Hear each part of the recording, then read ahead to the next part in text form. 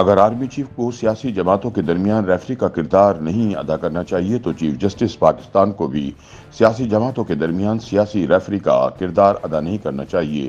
Chief justice کے عہدے میں بے پناہ اختیارات ہیں، جبکہ روایتی اسٹیبلشمنٹ براہ راست کوئی حکم نہیں دے سکتی۔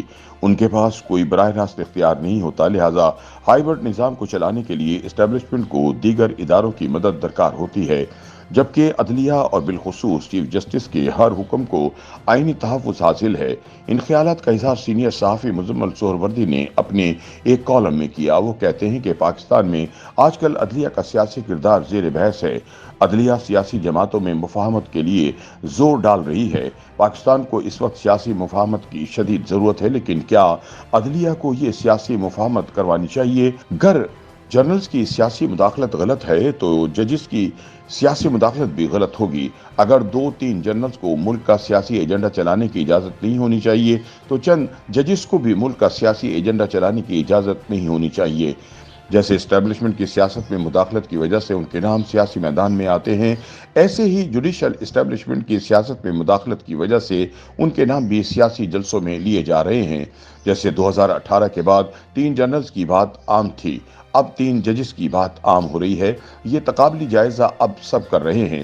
مزمل سہروردی کہتے ہیں کہ سیاسی مذاکرات کامیاب ہوں یا ناکام، لیکن یہ مذاکرات کسی بھی ادارے کے چند افراد کے ڈنڈے پر نہیں ہونے چاہیے۔ ڈنڈے کے زور پر ہونے والے مذاکرات سے نہ تو جمہوریت مضبوط ہوگی اور نہ ہی مسائل حل ہوں گے۔ پھر ڈنڈے کے جھکاؤ کی بات ہوگی، ریفری کی بات ہوگی، ترازو کے پلڑے برابر ہونے کی بات ہوگی۔ آج کل آڈیوز کا دور ہے، لیکن ریٹائرڈ ججز کے حوالے سے آڈیوز بھی ایک سوال ہیں۔ سابق چیف جسٹس ثاقب نثار کی سیاسی ہمدردیاں بطور دلیل استعمال ہو رہی ہیں۔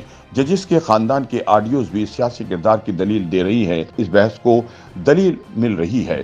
یہ آڈیو سیاسی کردار کی بحث کو واضح کر رہی ہیں۔ یہ کوئی پہلی دفعہ نہیں جب ماضی میں ان آڈیو سے سیاسی فوائد حاصل کیے گئے تو آج ان سے سیاسی فوائد حاصل کرنا کیوں جائز نہیں؟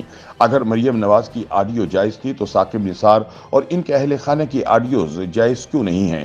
اگر جسٹس قیوم کی آڈیو پر انہیں استعفیٰ دینا پڑا تھا تو آج کے ججز پر یہ اصول کیوں نہیں؟ اگر سینٹ انتخابات میں یوسف رضا گیلانی کے بیٹے علی حیدر گیلانی کی ویڈیو کی خرید و فروخت جائز ہے تو ثاقب نثار کے بیٹے کی الیکشن ٹکٹ پر آڈیو جائز کیوں نہیں ہے؟ اگر عمران خان اس آڈیو پر یوسف رضا گیلانی کے خلاف ایکشن کا مطالبہ کرتے ہیں، الیکشن کمیشن میں درخواست دیتے ہیں، مقدمہ چلتا ہے، تو پھر ثاقب نثار کے بیٹے کے خلاف ایکشن کیوں نہیں ہو سکتا؟ مزمل سہروردی کہتے ہیں کہ اگر کل پاک فوج میں اختلافات کی باتیں کی جاتی تھیں تو آج عدلیہ میں اختلافات کی خبریں بھی گردش کر رہی ہیں۔ اگر فوجی قیادت میں اختلافات کی وجہ سے سیاسی ہیجان پیدا ہوتا ہے تو عدلیہ میں اختلافات کی وجہ سے بھی سیاسی ہیجان پیدا ہوتا ہے۔ اگر جنرل کی سیاسی پالیسی پر بات ہوتی ہے تو جج کی سیاسی پالیسی پر بھی بات ہو رہی ہے۔ اب یہ طے کرنا بھی مشکل ہو گیا ہے کہ کون زیادہ طاقتور ہے، کس کی سیاسی طاقت زیادہ ہے۔ ایک رائے یہ بھی ہے کہ اسٹیبلشمنٹ کو اپنی بات منوانے اور ایجنڈے کو آگے بڑھانے کے لیے عدلیہ کا تعاون درکار رہتا ہے۔ اگر پیچھے سے بیٹھ کر چیزیں کنٹرول کرنی ہیں تو عدلیہ کی مدد کے بغیر یہ ممکن نہیں، اور یہ دیکھا جائے تو ماضی میں عدلیہ نے یہ مدد آمریت کو دی ہے۔ لیکن آج یہ سوال پیدا ہو گیا کہ کیا جوڈیشل اسٹیبلشمنٹ تنہا کسی مدد کے بغیر بھی اپنے سیاسی ایجنڈے کو آگے بڑھا سکتی ہے؟ کیا چیف جسٹس روایتی اسٹیبلشمنٹ سے زیادہ طاقتور بن گئے ہیں؟ بلا شبہ چیف جسٹس کے عہدے میں بے پناہ اختیارات ہیں، جبکہ روایتی اسٹیبلشمنٹ براہ راست کوئی حکم نہیں دے سکتی، تاوقت کہ وہ آئین معطل نہ کرے اور خود اقتدار نہ سنبھالے۔ ان کے پاس کوئی براہ راست اختیار نہیں ہوتا۔